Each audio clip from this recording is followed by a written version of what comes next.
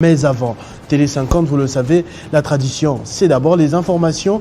Et Moïse Tiamala est avec moi de l'autre côté pour nous présenter les grandes lignes de l'actualité de 19h. Bonsoir Moïse. Bonsoir Christopher Ochokoum, bonsoir à vous mesdames et messieurs. Tout de suite, les grandes lignes de l'actualité.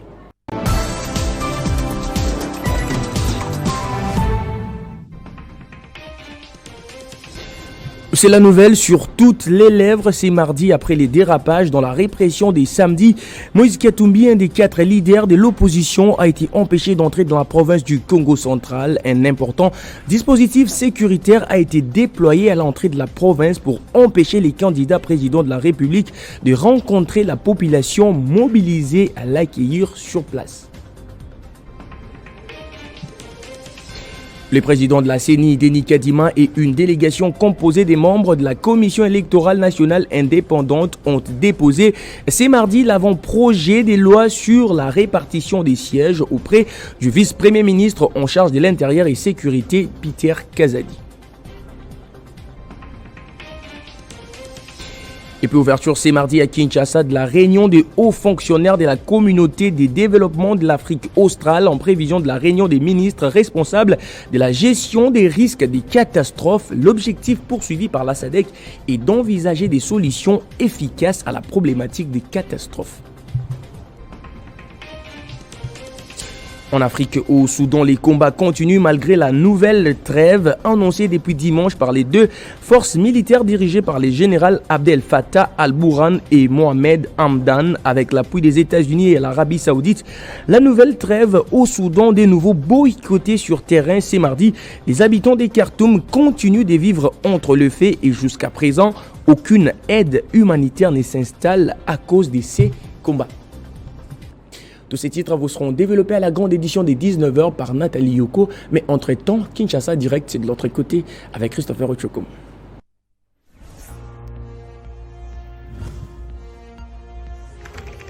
L'actualité reste en continu. A noter que le gouverneur de la province du Congo central vient d'être convoqué. C'est une information qui vient de tomber par le vice-premier ministre de l'Intérieur, Peter Kazadi, à Kinshasa, probablement suite aux événements qui ont eu lieu aujourd'hui. Et avant de démarrer ce Kinshasa Direct, j'aimerais partager ces 6 chiffres intéressants avec vous. Ils nous proviennent de la CENI par un communiqué signé par son rapporteur, Madame Patricia Nsea. Kinshasa a enrôlé plus de 5 millions de personnes, exactement 5 62 991 personnes. C'est la capitale qui a remporté ces titres-là. Il y a d'autres provinces qui sont arrivées jusqu'à 3 millions, telles que le Nord Kivu, 2 millions, presque 3 millions pour le Sud Kivu et les autres. Nous développerons cela dans nos prochaines éditions. C'est des chiffres intéressants que j'aurais bien voulu vous partager. Clin d'œil également à la diaspora. On compte pour l'Afrique du Sud, par exemple, 3201 personnes, 3105 pour l'Afrique du Sud. Belgique également, 3105 personnes, 774 pour le Canada, 388 pour les États-Unis et 5822 pour la France. On va commencer sans plus tarder ce Kinshasa Direct avec de la politique. Voyage tout de suite dans la province du Tanganyika.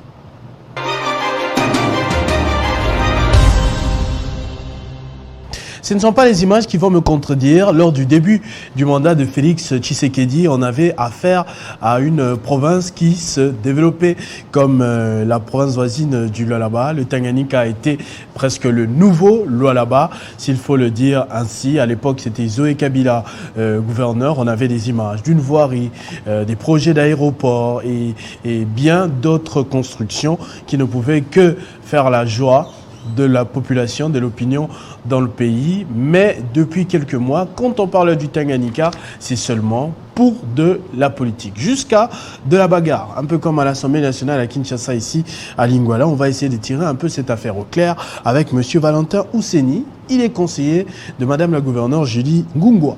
Et on va discuter de ce qui se passe sur place. Bonsoir et bienvenue. Bonsoir monsieur le journaliste. Est-ce que vous avez une quelconque contradiction ressentie pendant mon introduction de tout à l'heure? Pas du tout, pas du tout. Vous avez raison parce que c'est vrai que la province de Tanganyika a commencé à avoir l'élan de développement. Avec Félix Tshisekedi. Avec Félix Tshisekedi. Et Zoé Kabila comme Zoé Kabila a commencé, élu en avril 2019. Il a commencé à poser des actes, mais les ennemis de la province, ils se sont appelés eux-mêmes les broyeurs.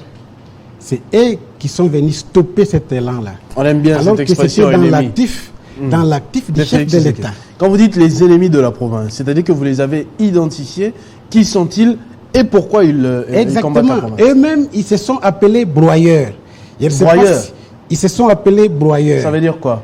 À l'époque des Zoé, ils étaient à 13. 13 députés provinciaux qui ont décidé de stopper tout ce qui se faisait avant et ils ont évincé Zoé. Les 12 députés qui ont résisté... Ils ont évincé, si on peut un peu rentrer dans l'histoire. Oui. Ils ont évincé pour quelle raison exactement? Qu'est-ce qu'ils faisaient qui ne leur a pas plu? C'est bien de fabriquer des raisons, mais il faut les prouver. C'est vrai qu'on ne manque pas toujours de raisons. Le problème qui est là, c'est que les attentes de la population sont nombreuses. Ce qui est vrai, c'est que la population attend des actions de la part de ceux qui les gouvernent. Mais on ne peut pas charger des personnes qui viennent à peine et qui ont la volonté d'arranger ce que la population veut faire. Donc, les députés, ils sont là, élus, envoyés par la population, c'est pour appuyer, sensibiliser à travers leur base, sensibiliser la population à adhérer à la vision de celui qu'ils ont élu. Qu'ils ont élu, ça veut dire sur les 25 députés, quand vous élisez un gouverneur, c'est vrai qu'il ne sera pas élu à 100%. Ceux qui l'ont élu, c'est ceux-là qui ont jeté leur dévolu sur les gouverneurs. Et l'ensemble des députés doivent adhérer à cette vision. S'il y a des reproches, s'il y a des opposants, parce qu'il ne manque pas, on n'a pas d'unanimité, ces opposants, leur rôle, c'est de conseiller, c'est de proposer, c'est de donner des idées pour que l'on ne puisse tomber dans ce que l'on a connu avant. Mais, et ils décident d'évincer, alors qu'il n'y a rien à remplacer à la place de ce qu'il y avait avant. C'est pour ça que j'appelle les ennemis de la province, parce que s'ils voulaient que la province avance, on ne peut pas évoluer en évinçant les gouverneurs. Ils le font par plaisir. Exactement. Moi, j'ose croire que c'est par plaisir, parce que je ne vois aucune proposition parmi les députés. Les mêmes 13 qui ont évincé Zoé. Aujourd'hui, 11 de ces 13 sont revenus au lieu du crime, comme on a toujours dit. Les criminels ont toujours au lieu du crime. 11 de ces 13 sont revenus. C'est eux qui sont à la manette pour évincer Mme Julie Ngungwa. Alors que Julie Ngungwa, il vient à peine d'être élu. Elle était élue en mai 2022 en remplacement de son excellence Zoé. Elle a eu 14. Année. Dans moins d'une année, on lui demande de faire des miracles. Ce qui n'est pas juste. Mme Julie Ngungwa, elle était le ticket IDPS avec son vice-gouverneur AFDC. Nous, on a compris que c'est l'union sacrée. Alors c'est là que ça devient intéressant, parce que Zoé Kabila, peut-être qu'on suscitera la thèse que voilà, il y avait la fin de la coalition MCC-Cash, alors il fallait se débarrasser peut-être de tous les visages FCC pour travailler avec des gens de confiance. Mais comme vous le dites, vous-même, le gouverneur actuel est de l'UDPS. Madame Julie Ngungwa est de l'UDPS. Exact. Vice-gouverneur AFDC. Oui. C'est-à-dire deux partis d'ailleurs très influents de l'Union sacrée. Oui. Et les députés que vous êtes en train d'évoquer, députés broyeurs, sont aussi de l'Union sacrée. On peut le dire, on peut relativiser. Parce que dans les 13 d'avant, il y avait 8 de l'ensemble de Moïse Katumbi. Et ces mêmes députés de l'ensemble qui ont quitté le gouvernement, vous avez suivi ici, il y avait des ministres au niveau central, même au niveau des provinces, il y avait des ministres de l'ensemble qui sont sortis au motif qu'eux ne peuvent plus composer avec l'Union sacrée. Ils sont partis. Les 8 plus les 3 de l'AFDC de Bahati Lukwebo. Ils font 11 plus 3 qui sont proches de ACO. Vous allez vous en douter. AFDC, ACO et ensemble, je parle de ACO, je relativise, ce sont des députés proches de ACO. Leur cœur bat aux côtés de ACO, alors que ACO, son autorité morale, il travaille aux côtés du chef de l'État. AFDC, son autorité morale, il ne clame que si les tickets, Félix Tshisekedi à la présidentielle, je ne peux pas comprendre que les deux grandes formations qui sont à côté de l'IDPS, ils puissent concocter, ils puissent comploter pour évincer l'IDPS à la tête de la province, ce qui est inadmissible. Là, il faut se remettre en cause pour voir est-ce que ces alliances sont de bonne foi, est-ce que ces alliances sont sincères. Moi, je doute, c'est là que j'interpelle le chef de l'État pour voir. Au niveau seulement de Kinshasa, là, on clame qu'on est ensemble. Au niveau des provinces, on se rentre dedans. Là, je ne crois pas qu'ils sont ensemble. Mais ce qui nous pose problème, ce qui nous chagrine, mais vraiment beaucoup au niveau de Kinshasa, comme je le disais, il y avait sur les réseaux sociaux, dans l'opinion, de plus en plus de bons témoignages pour la province du Tanganyika. Il y a eu un long moment de pause, les bras de fer a commencé, veut rentrer à Kalemi, ne peut pas rentrer à Kalemi, ainsi de suite.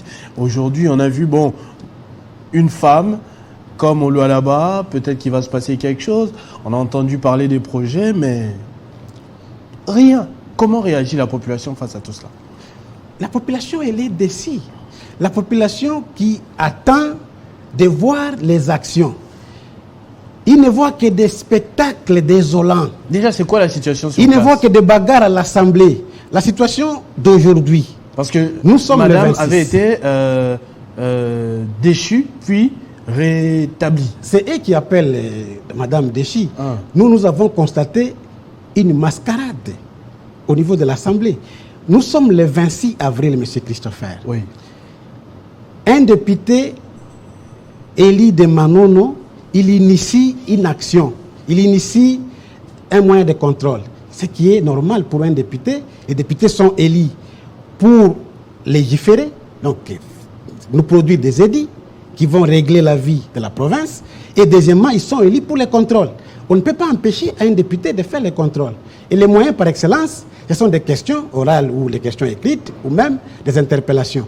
Les 25, il initie une question qu'il va déposer au bureau.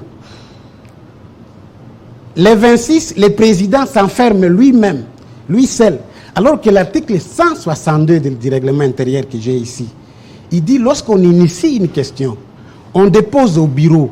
Les bureaux statuent sur la question. Les bureaux ont 7 jours pour statuer sur la question et après s'être convenu sur les sorts de la question, soit on remet la question à l'auteur pour modification ou pour un non-lié, soit on adresse la question au destinataire. Le président de l'Assemblée, de lui-même, il prend une lettre de transmission, les 26, il transmet la question sans convoquer la réunion du bureau.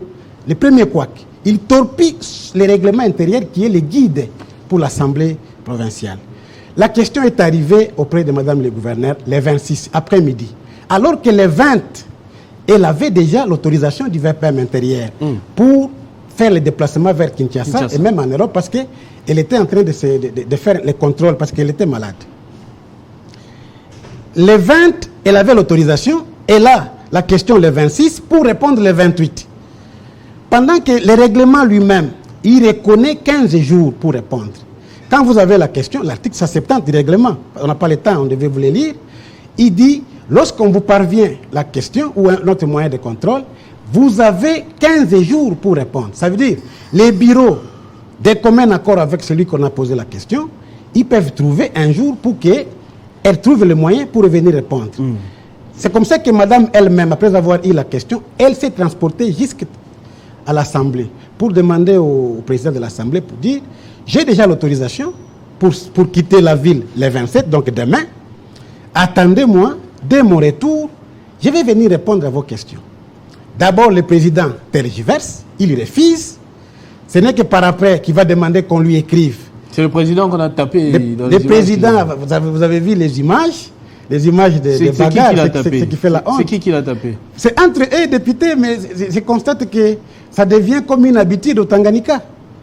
Le fait qu'il y ait des bagarres entre les députés, ça n'honore pas la province, ça n'honore pas les députés que nous avons élus. C'était très beau de voir cette salle construite par Zoé Kabila. Je me souviens, oui, il avait battu campagne. Oui. Il y avait des bâches ou bien des drapeaux. Vous vous souvenez, en tout cas, de cette oui. C'était très critiqué. Avant, il y avait ce qu'on appelait les chapiteaux, c'était des bâches. C'était des bâches, mais avec après, pelouse, on a chaises en initié, plastique, il y a eu ce qu'il y a eu. On a initié. Maintenant, une belle salle avec un mauvais comportement dedans. Exact. Oui, continuez l'histoire.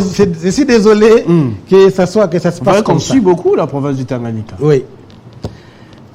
Alors, le 27, madame va voyager. Elle vient à Kinshasa. Le même 27, elle a trouvé à Kinshasa un télégramme. Un télégramme l'invitant, invitant son vice-gouverneur et invitant également le président de l'Assemblée pour consultation auprès du VPM intérieur. Alors, elle avait déjà des raisons d'être absent à Kalemi. Alors que la plénière était prévue le 8 mai, le VPM intérieur a fait un déplacement de Kinshasa. Il est revenu un peu tard. Madame n'a pas eu le temps de se rendre à Kalemi. C'est comme ça que le 6, elle a écrit. Toutes les lettres, je les ai. On n'a pas le temps de les lire. Elle a demandé au président de l'Assemblée de décaler la plénière du 8, au motif qu'elle était bloquée à Kalemi parce qu'elle n'avait pas fini la consultation. Cette fois-là, la raison de santé était déjà expirée. Cette fois-là, c'était la raison du télégramme qui est arrivé le 27. Elle n'avait pas encore fini la consultation et qu'elle ne pouvait pas être en même temps à Kinshasa et à Kalemi. Dans l'entretemps, 3 membres du bureau sur les 5 ont écrit au président pour dénoncer la manière dont il fait son travail. C'est là que nous concluons que l'initiative même, c'est son actif, c'est sa question qu'il a fait porter à notre député. Parce que la manière dont il s'acharne au gouverneur, vous allez imaginer que c'est sa question à lui qu'il a fait porter à notre député. Les 3 députés membres du bureau, ils l'ont écrit. Ils lui ont adressé une missive disant que nous fustigeons ta manière de faire. D'abord, vous ne convoquez pas les réunions du bureau pour scruter, pour voir dans quelle mesure nous allons procéder à la plénière pour la question orale avec débat. Nous nous inscrivons en faux. Les 8, nous ne serons pas là parce que nous devons d'abord arranger en interne. Et c'est de leur droit en tant que député. Les 8, le matin, la plénière était convoquée. C'est qu'elle appelle plénière parce que moi j'appelle une réunion des députés. Parce que la plénière a ses conditions. Vous allez voir au niveau du perchoir 2 membres du bureau, sur les 5. Alors que l'article 32 qui parle du bureau, il dit les bureaux ne siègent qu'à la majorité absolue. Vous avez fait de bonnes études, vous connaissez la majorité absolue des 5.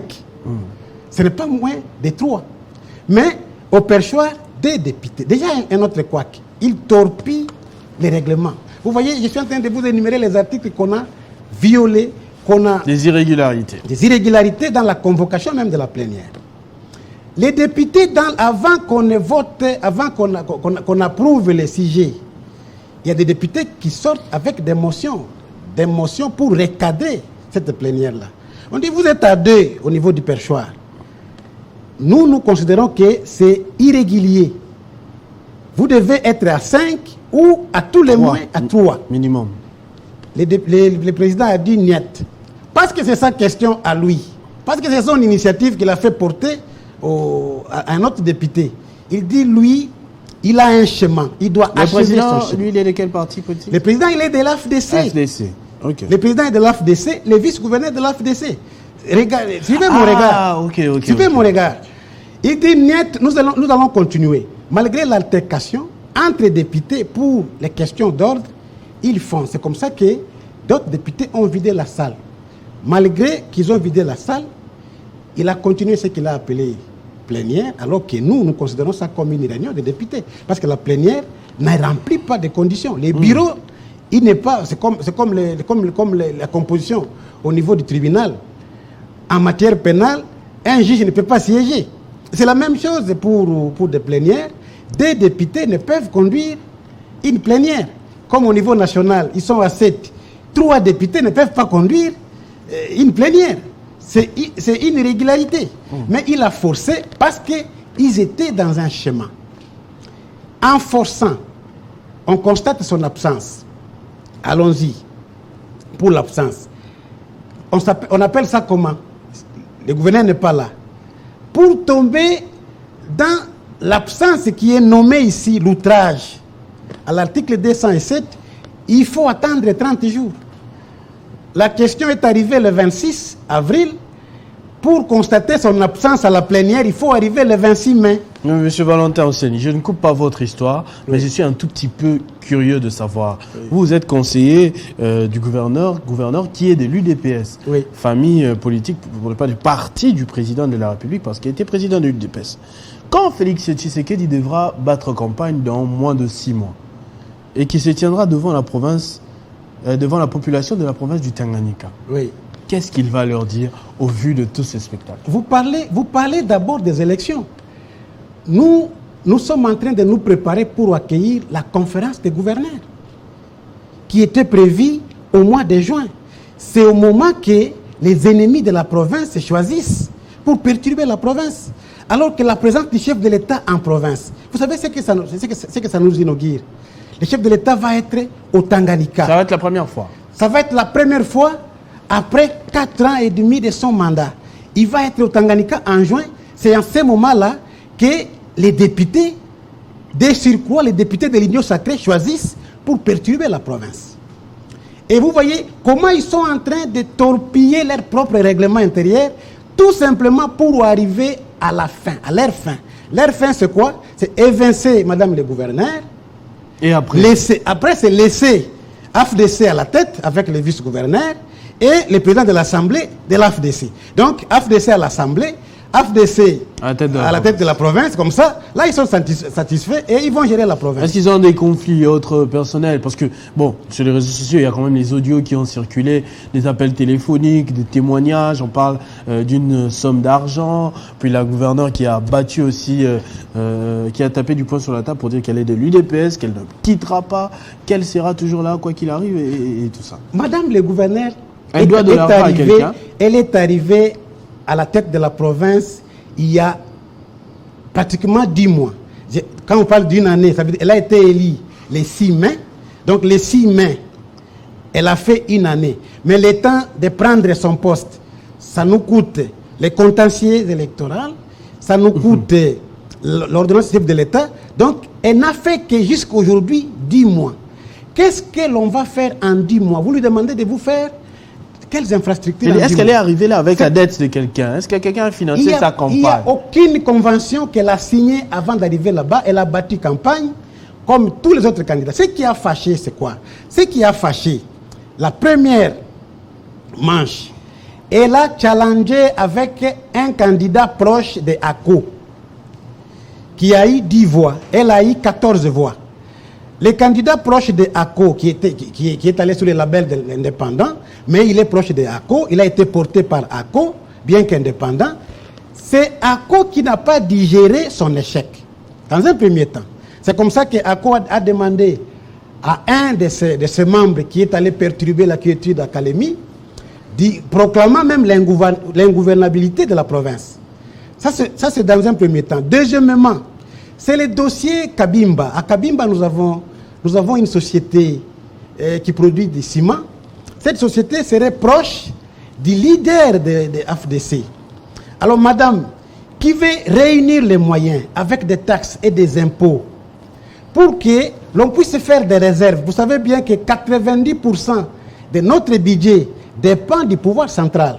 C'est Kinshasa qui doit retourner 90% du budget de la province. Nous ne produisons que 10%. Vous pouvez imaginer avec les 10%, qu'est-ce qu'on peut faire avec les 10%? Avec les 10%, on paye le personnel, on paye l'Assemblée et on résout même les problèmes des députés. Vous avez suivi, vous-même, vous avez évoqué l'audio que Madame le gouverneur elle a eu un entretien téléphonique avec un député qui a enregistré Madame le gouverneur et l'a mis sur la place publique. Là où Madame le gouverneur se plaignait du fait que Monsieur le président de l'Assemblée lui demanderait 100 000 $. C'est comme pour lui faire un chantage. Il lui demande un voyage en France. Madame le gouverneur l'avait dénoncé. Vous voyez, ce sont des choses qui freinent l'élan de la province. Madame le gouverneur a trouvé les recettes à 150 000 $ le mois, les recettes provinciales. Elle les a ramenées à 500 000 $ le mois. Le temps de payer les personnels au niveau du gouvernorat, au niveau du gouvernement, avec les cabinets des membres du gouvernement. Madame est en train de payer les députés. Et les pays qui restent, on réserve pour que nous puissions construire la province. Maintenant, pour les députés, c'est de l'argent à dilapider. C'est de l'argent à se partager. C'est de l'argent à demander. Qui se réveille aujourd'hui, il demande de l'argent. C'est de l'argent pour payer leurs propres dettes. C'est ce que madame refuse. C'est ça le problème de madame le gouverneur. En tout cas, on sent que ce n'est qu'un problème personnel. En gros, ça n'a rien à voir avec le peuple, ça n'a rien à voir avec les projets de développement ou quoi que ce soit. Malheureusement, excusez-moi de vous le dire, le Tanganyika recule plus qu'il n'avance en ce moment. Ça n'a rien à voir avec le peuple. L'initiative ici, c'est une initiative ventriote. C'est une initiative pour satisfaire les appétits gloutons des députés. Ces députés qui demandent pour leur payer même leurs propres dettes. Est-ce qu'ils ont affaire avec le peuple? Il y en a même un qui dit, même s'il faut 5 déchéances, on va aller. Vous trouvez ces députés responsables? Un député qui proclame déchoir les gouverneurs, c'est ça l'actif qu'il a, c'est ça l'actif qu'il va présenter à sa population, parce que bientôt nous allons aux élections. Ces députés-là, ils seront en face de leurs électeurs. Qu'est-ce qu'ils vont dire à leurs électeurs? Madame le gouverneur se bat pour réunir les moyens. Aujourd'hui, je peux vous confirmer, sans peur d'être contredit, que dans notre caisse, nous pouvons avoir 1 500 000 $ dans la caisse.